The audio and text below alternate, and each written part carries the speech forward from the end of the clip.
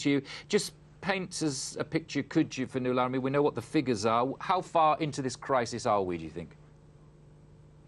Well, I think it's hard to know at the moment. We know that the economy is slowing rapidly, and that's a major factor behind what's happening in the housing market, partly because people's pockets are squeezed, and we've seen the increase in gas prices won't make that any better, but also because their feeling about whether now's the right time to enter the market has also been affected because they're expecting prices to continue to fall.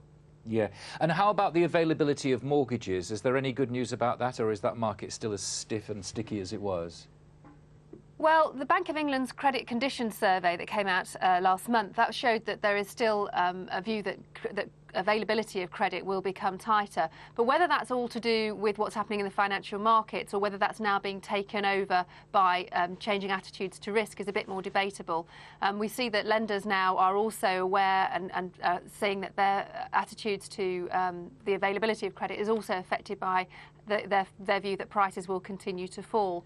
So there's a bit of what's happening in the economy, people's expectations of where things are going are affecting this as much as availability of finance in the funding markets. And talking about that, we had a flavour of what James Crosby might be recommending to the authorities towards the end of the year, and it seemed to me that what came out of that was it's just the market will just have to take care of it. There will be no specific help for underwriting mortgages for banks. Well, I think we'll have to wait and see what he finally comes up with at the pre-budget report. But I think everything at the moment is being trumped by confidence in the market. And until we see that starting to return, then neither investors or borrowers are likely to want to enter the market just at the moment. And just finally, Fionnuala, just tell us how a weak housing market weakens other parts of the economy as well, because it is central to it, isn't it? Well, it does have an impact, of course, on retail sales, particularly in the household sector, and we saw that that's been weakening. So that does have an impact. And of course, if people are paying a lot for their mortgages, and that means they've got less to spend on other things.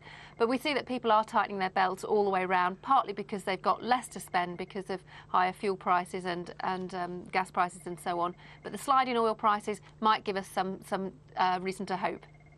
Fionnuala Earley, thanks very much indeed for joining us. Now, most of us feeling the pinch. There are